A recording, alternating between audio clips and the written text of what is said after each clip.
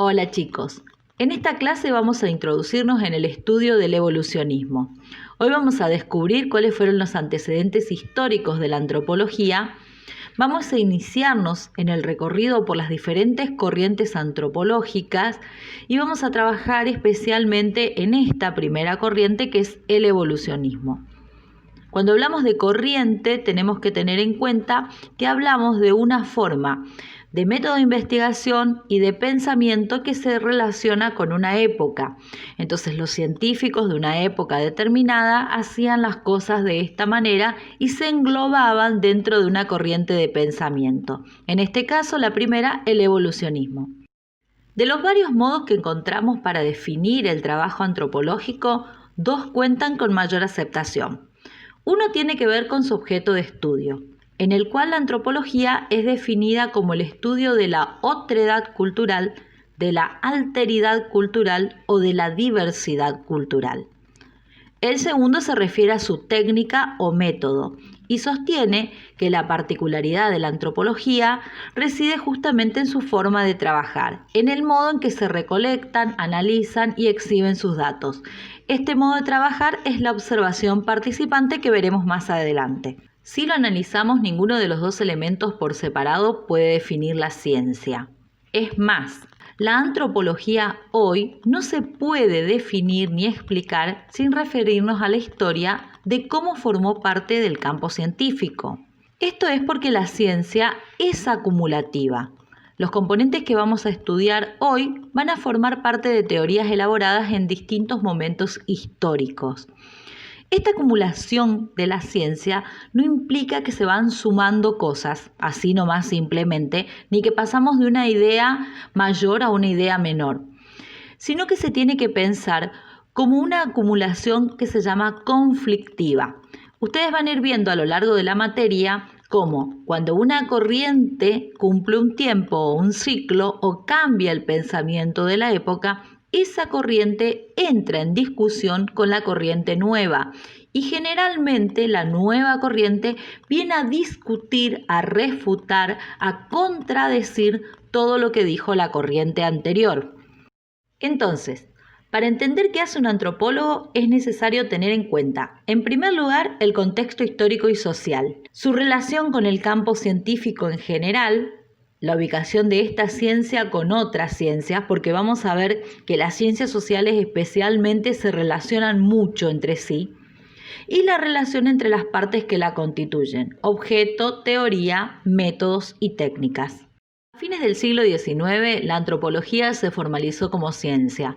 Fue un momento en el cual el conocimiento del mundo, de la existencia de modos de vida diferentes, se hizo más patente por los cambios ocurridos en Europa y por la expansión de Occidente. Por una parte, la revolución industrial, por otra, la expansión de Occidente.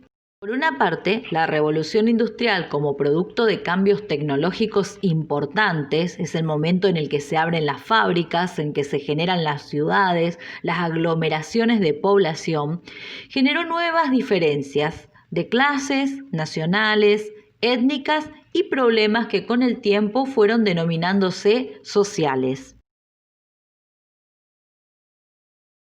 Pero a la par de estos cambios, Occidente se expandió sistemáticamente por el mundo, sobre otros pueblos, sobre otras culturas, sobre otros modos de vida distintos del modo europeo. Si bien el encuentro intercultural no era nuevo y siempre despertó una actitud de asombro ante lo distinto, en este caso el asombro de Occidente se distinguió de los anteriores porque no fueron encuentros ingenuos, como habría sido el de Colón, que ingenuamente llegó a un nuevo continente, o sea, sin saberlo. Y por sobre todo, porque ese asombro fue domesticado bajo las reglas del mundo científico. La diferencia se constituyó en objeto de explicación científica. El diferente, el otro, fue el objeto de estudio de las ciencias. El nuevo encuentro de los europeos con las otras culturas dio origen a la que sería la pregunta fundante de la antropología. ¿Por qué estos hombres son distintos? La teoría evolucionista antropológica deriva de una corriente de pensamiento que viene de la biología, y cuyo mayor representante es Charles Darwin. Darwin propuso a fines del siglo XIX que las especies evolucionan principalmente por la selección natural y que esa evolución se produce gradualmente a partir de un origen común. Esta teoría, además de ser muy controvertida porque se oponía a lo que afirmaba la religión sobre la creación del hombre en esa época, atravesó todas las ciencias y se convirtió en el pensamiento dominante de la teoría científica de la época. Siguiendo esta línea de pensamiento, el primer objeto de estudio de la antropología fueron las comunidades salvajes. A partir de la expansión europea, una expansión imperialista con intenciones de conquistar nuevos territorios, se produce el encuentro con nuevas culturas de África, Asia y Oceanía. Estos grupos humanos representan para Occidente, para Europa y Estados Unidos, el otro, el diferente. Los europeos plantean que estos grupos humanos representan lo que había sido Europa en momentos anteriores de la historia. Los europeos fueron primitivos o salvajes, fueron bárbaros y ahora eran civilizados. Ese es el planteo central del evolucionismo. Con esta idea vamos a encontrar 3 estadios con las que se clasifican a todas las comunidades. El primero es el salvaje primitivo, que corresponde a los grupos cazadores-recolectores. El segundo es bárbaros, que son los grupos que ya se dedican a la agricultura. Y por último el civilizado, que serían los europeos en ese momento del siglo XIX. Para estudiar estos grupos humanos, los antropólogos evolucionistas van a usar el método comparativo. Es decir, que van a comparar las culturas entre sí para ubicarlo en un escalón determinado de la escalera evolutiva. Esta comparación la hacían basándose en materiales, historias, relatos que traían otras personas desde sus perspectivas al realizar los viajes.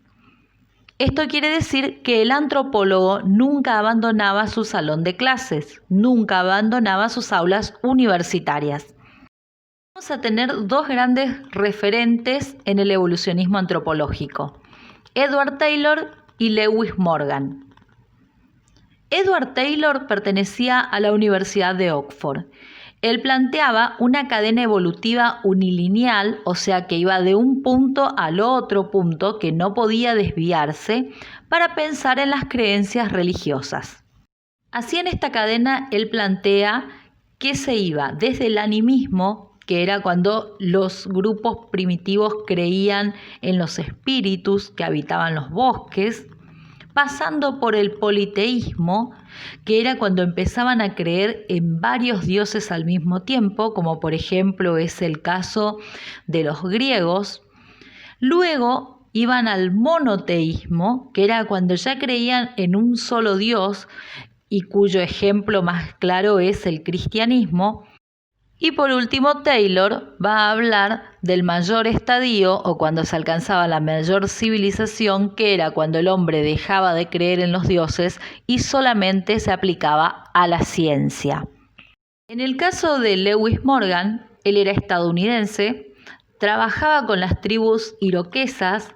A diferencia de Taylor, él sí hizo un trabajo de campo, es decir que iba hasta el lugar de las comunidades, y en este trabajo de campo se encargó de la defensa de las tribus, porque además él era abogado.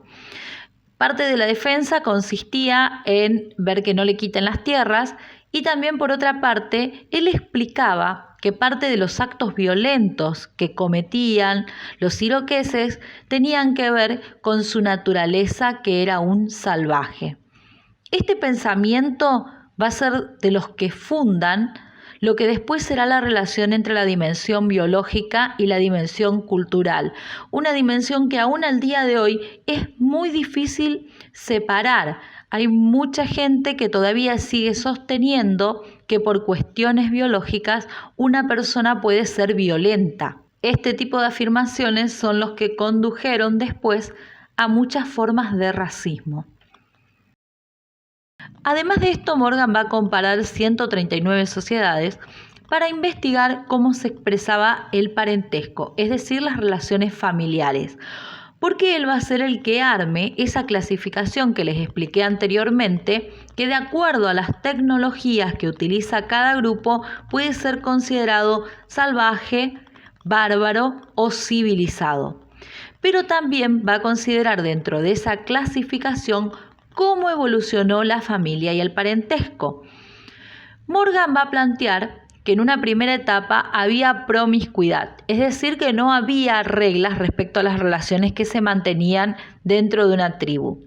Luego va a haber uniones matrilineales, es decir, que son uniones que se dan por parte de la familia materna. Esas uniones matrilineales se transformarán después en patrilineales. Esto lo va a explicar más adelante Lévi-Strauss, lo vamos a ver un poquito más adelante con el tabú del incesto. Y finalmente la máxima expresión de Occidente se va a dar, que es la monogamia. Cuando uno estudia ciencias sociales, cuando estudia antropología social y cultural especialmente, empieza a ver cómo construcciones que uno daba por sentado en realidad tienen que ver con definiciones de época, tienen que ver con pensamientos de época y con consensos que hacen las sociedades. Fíjense cómo la monogamia, en realidad, que hoy nosotros la consideramos como la única forma de tener una pareja, no es algo que viene establecido por la naturaleza, sino que fue dado, como lo demuestran estos antropólogos, por un proceso de tipo de relaciones y por un proceso de entendimiento cultural que tuvieron las personas para llegar a las relaciones de una pareja formada por dos personas. Para terminar de cerrar la idea del evolucionismo como teoría, tenemos que entender que Europa se ponía como el ejemplo de la civilización y todas las demás culturas debían alcanzar ese estadio de civilización. Esta concepción se vuelve muy peligrosa porque hace que uno piense que aquel que no cierra los estándares europeos no puede ser considerado civilizado y que su cultura no puede ser considerada como apta. Como veremos más adelante, la antropología, al tener estos inicios, tuvo después que hacerse muchos cuestionamientos respecto a su función y de a quién era el otro, a quién había que estudiar y cuál era el respeto que había que tenerle a ese otro que había que estudiar y al valor que tenía su cultura.